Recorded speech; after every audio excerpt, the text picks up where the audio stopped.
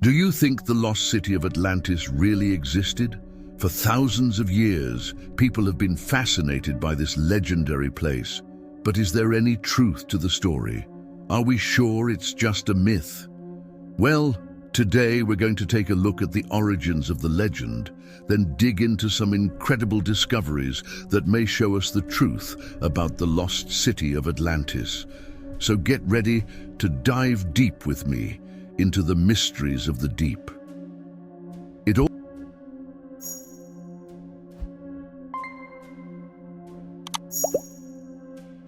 all started 2,400 years ago when the Greek philosopher Plato wrote about this advanced civilization in his philosophical works. According to Plato, the Atlantic people were blessed with wisdom, strength, and a utopian way of life until they became arrogant and angry.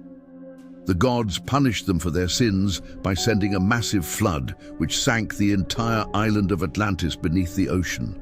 To add to the drama, Plato said the only survivors of the Great Flood were the priests who escaped on a ship. They took with them sacred texts containing the history of Atlantis, but eventually these texts were lost or destroyed, leaving us with very few clues about what the city was actually like. But before we jump into the mystery, let's learn more about how this legend began. Let's start our story 2,400 years ago in ancient Greece. Back then, there was no Netflix or TikTok, so people would gather around to listen to stories and ideas from philosophers. One of the most famous was Plato, who had his own school called the Academy, where he taught students about philosophy, math, and science. Plato loved to teach through stories. He would use them to explain complex topics and make them easier to understand. This is exactly how he told the story of Atlantis. It wasn't a regular story, though. He used it to teach about good and evil governments. In his story, he described Atlantis as an island bigger than Libya and Egypt put together, located in the Atlantic Ocean. He said it was ruled by a king named Atlas, who was so proud and strong that the gods made him hold up the sky as punishment. Atlas's descendants ruled wisely and fairly, making Atlantis a utopia for 9,000 years. But then the Atlanteans became greedy, and the gods sent a big earthquake and a tsunami that destroyed the city and moved it to the bottom of the ocean. Only a few survived by escaping on ships.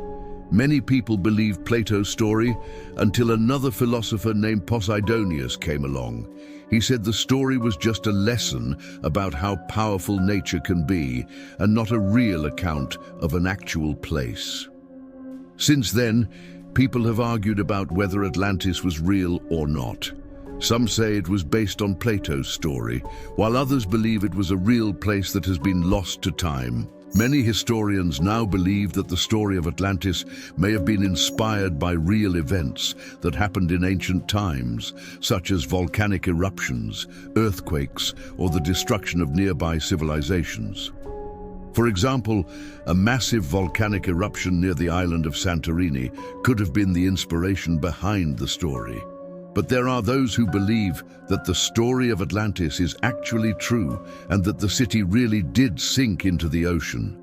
These people are known as Atlantis believers, and they have been searching for evidence of the city for centuries. So far, no one has found any physical evidence that the city existed.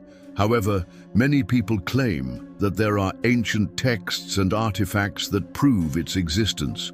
One of the most popular theories is that Atlantis was located in the Mediterranean Sea, near the Strait of Gibraltar. Proponents of this theory point to ancient maps and texts that describe the location of Atlantis as being close to the Pillars of Hercules, which are located at the Strait of Gibraltar. However, despite the lack of physical evidence, there are those who remain convinced that the story of Atlantis is true. They believe that the city really did exist and that it was home to a highly advanced civilization.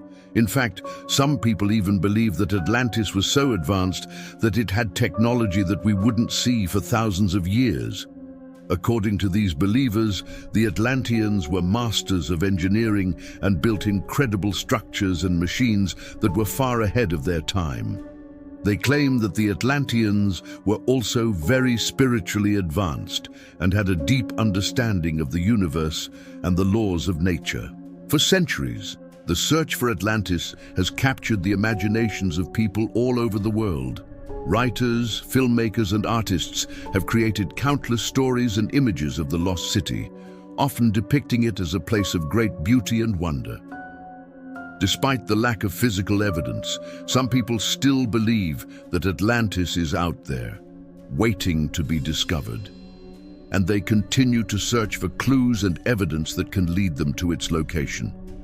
Okay, now that we know how the legend began, let's talk about a shocking discovery that may change everything. A German man named Robert Bauval was a journalist and writer who was fascinated by the legend of Atlantis.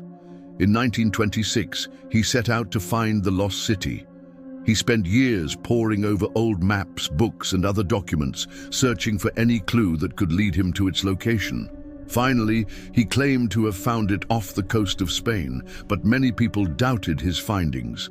They thought he was just making it all up for attention or money, but Bauval was persistent and continued to investigate.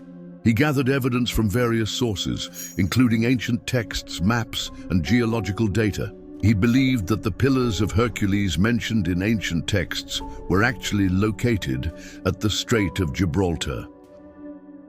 He also studied the geography of the region and concluded that the island of Atlantis must have been located somewhere nearby. After years of research, he published his findings in a book called The Lost Atlantis. He presented his evidence and argued that he had indeed found the lost city. But many experts still weren't convinced. They thought he was just making it all up for attention or money. But Bauval didn't care what they thought. He was sure he was right, and that he had solved one of the world's greatest mysteries. But why do people doubt his discovery? Well, for one thing, he didn't have any physical evidence to prove that Atlantis was really there. All he had was old maps and texts that could be interpreted in different ways. Secondly, many experts believe that Atlantis was just a myth and that it never really existed. Even if Bauval was right about the location of Atlantis, it doesn't necessarily mean that the city actually existed. So ultimately, Bauval's discovery was controversial, and no one could agree on whether he had really found Atlantis or not. Even today, his discovery sparks debate, and people still argue about whether he was right or wrong. But despite the controversy, Bauval's work inspired others to keep searching for Atlantis. His discovery showed that there may be more to the legend than meets the eye, and that there could be evidence of the city out there somewhere. Speaking of evidence, have you ever heard of Plato's Atlantis chart? Well, if not, it's time to dive into this mysterious artifact that has left historians scratching their heads for centuries. Discovered in 1737 by the Swedish archaeologist and botanist Per Kalm, this ancient map depicts what is believed to be the lost city of Atlantis. But here's the catch: it doesn't look like what you might expect. Instead of the typical portrayal of Atlantis as a sprawling coastal city, this map shows a circular shape resembling a shield or a wheel. It looks nothing like the detailed illustrations we've seen in books and movies. But wait, there's more. The strange markings on the chart have left researchers puzzled, unsure of what they mean or how to decipher them. Is this map simply a jumbled mess, or is there a hidden message encoded within its strange symbols? The truth is, no one knows for sure. Some believe that the circular shape represents the island of Atlantis itself, with the concentric circles indicating the city's concentric walls and the spokes pointing to key locations within the city. Others argue that the chart is not a map at all, but rather a symbolic representation of Atlantis's spiritual beliefs or cosmology. The strange markings could be a form of ancient writing, a stylized depiction of the cosmos, or even a secret code known only to the Atlanteans. And here's where things get really interesting. The Plato's Atlantis chart is not the only mysterious artifact that has been linked to the lost city. Over the years, archaeologists have uncovered a number of strange and puzzling artifacts that seem to support the legend of Atlantis. For example, there are the famous Pillars of Hercules, two massive stone monoliths that stand at the entrance to the Strait of Gibraltar. According to legend, these pillars marked the western edge of the known world, and it is said that beyond them lay the Atlantic Ocean, home to the mythical city of Atlantis. Then there are the ruins of a mysterious ancient city located on the Portuguese island of Madeira. These ruins include a large, circular wall that some believe could be the remnants of Atlantis's iconic concentric walls. Other artifacts, such as ancient coins, pottery, and tools, have also been found that date back to the time period in which Plato's Atlantis was said to have existed. But perhaps the most compelling evidence of all is the testimony of ancient authors such as Diodorus Siculus and Pliny the Elder, who both mentioned the existence of Atlantis in their writings. So is Atlantis really out there? While no conclusive evidence has been found to confirm its existence, the many mysterious artifacts and accounts of ancient authors suggest that there may be more to the legend than meets the eye. Perhaps one day we will uncover new evidence that sheds light on the mystery of Atlantis and reveals the truth behind its disappearance. Until then, the search for Atlantis continues.